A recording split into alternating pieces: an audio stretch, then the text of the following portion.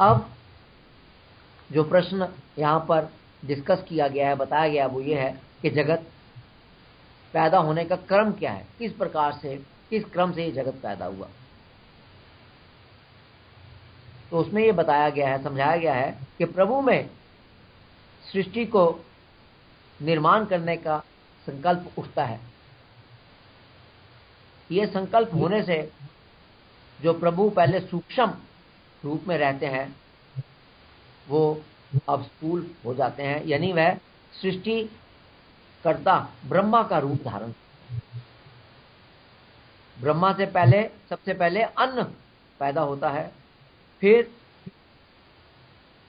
क्रमवार प्राण, मन, कार्य रूप 5 महाभूत अर्थात अग्नि, वायु, आकाश, जल, पृथ्वी, फिर समस्त प्राणी और उनके रहने के स्थान, उनके भिन्न भिन्न कर्म और उन कर्मों का सुख दुख रूप का फल।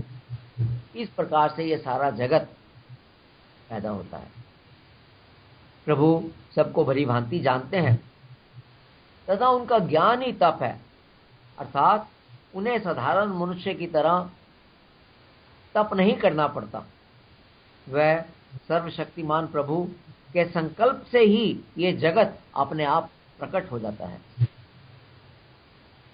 जो उन सर्वशक्तिमान प्रभु को जान लेता है वो सब कुछ जान लेता है।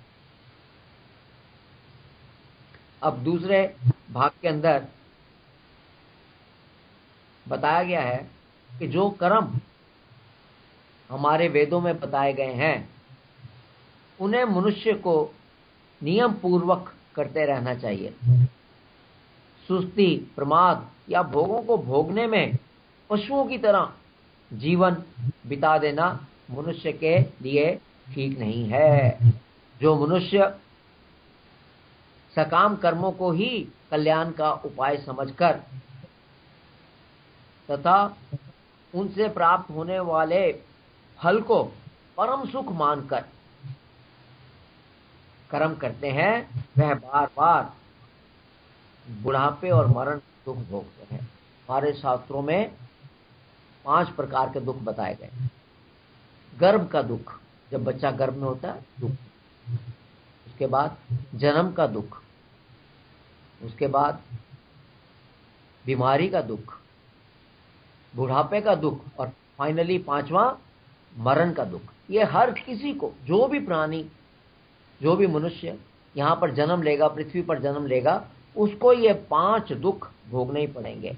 जितनी बारी आप जन्म लेंगे आपको ये दुख जरूर भोगने पड़ेंगे। तो जो सकाम कर्मों को ही करता है और फल की इच्छा में रहता है वह जरूर इन बार बार जन्म लेगा और इन 5 दुखों को अवश्य भोगेगा। दूसरी तरफ जो अपने को बहुत विद्वान, अक्लमंद समझते हैं, शास्त्र और महापुरुषों के वचनों की परवाह नहीं करते, उसको इग्नोर करते हैं, उनके वचनों को, उनकी सलाह को, उनकी शिक्षा को इग्नोर करते हैं, उनकी अवहेलना करते हैं और सुख रूप प्रतीत होने वाले भोगों का भोग करने में, सकाम कर्मों में ही लगे रहते हैं, वह मनुष्य जीवन को बेकार में नष्ट कर देते हैं। जो एक अपॉर्चुनिटी मिली थी, एक परमात्मा ने जिन हमें मनुष्य का शरीर देकर यहाँ भेजा था कि लो अब तुम्हारे पास एक अपॉर्चुनिटी है, अब तुम इसके साथ मेरे पास वापिस आ सकते हो, वो जो हमें एक मौका मिला था, अपॉर्चुनिटी मिली थी, उसको हम नष्ट कर देते, वो हम गवा देते हैं। अब यहाँ पर यह प्रश्न उठता है कि ऐसे मनुष्य दुखों में पड़कर भी चेतते क्यों नहीं, उनको पता क्यों नहीं, उन्हें समझ क्यों नहीं आती कि मैं दुख में पड़ा हूं, मैं इससे निकलूं बाहर। ऐसा क्यों नहीं होता? क्यों वो दुखों को भोगने में ही खुश रहते हैं, एक जीवन शैली अपना लेते हैं, उसी में क्यों चलते रहते हैं? तो उसका उत्तर है कि जो अविद्या में डूबे हुए अज्ञानी मनुष्य हैं वो ये समझते हैं कि हमने अपना फर्ज पूरा कर दिया, बच्चे पैदा कर दिया, उनको पढ़ा दिया, घर बना लिया, कारें खरीद ली, बैंक बैलेंस खड़ा कर लिया, संसारिक भोगों में लगे हुए मनुष्यों को भोगों में अत्यंत आसक्ति हो जाती है। वो भोगों के साथ जुड़ जाते हैं। एक मकान बनवा लिया, अब मैं दूसरा बनवा लूं। अब मेरे घर एक ग्रैंडसन पोता पैदा हो गया, अब एक मकान उसके लिए भी बनवा लूं। इसलिए वह संसारिक तरक्की के अलावा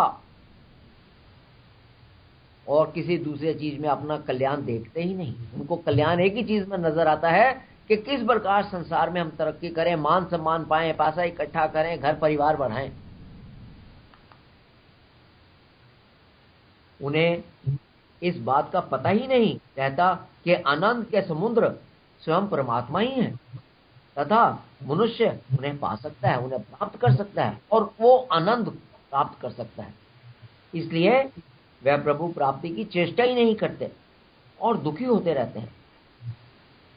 वह सुखों के साधन को, जो बाहर के संसारिक सुखों का साधन दिखाई दे रहा है, उसी को कल्याण साधन मानते हैं और उससे अलग होकर ध्यान, भजन, निष्काम कर्तव्य पालन, परमात्मा प्राप्ति की चेष्टा वगैरह कुछ नहीं करते।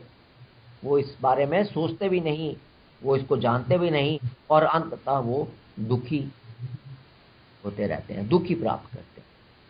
भोगों को भोगने से मनुष्य की, जैसे कि पिछले उपनिषद में हमें कथा उपनिषद में बताया गया, वो इंद्रियों के तेज को हर लेती है, इंद्रियों के धर्म को हर लेती है, बुद्धि के विवेक को हर लेती है और मनुष्य फिर स्वेच्छा अपनी इच्छा से आचरण करने लगता है।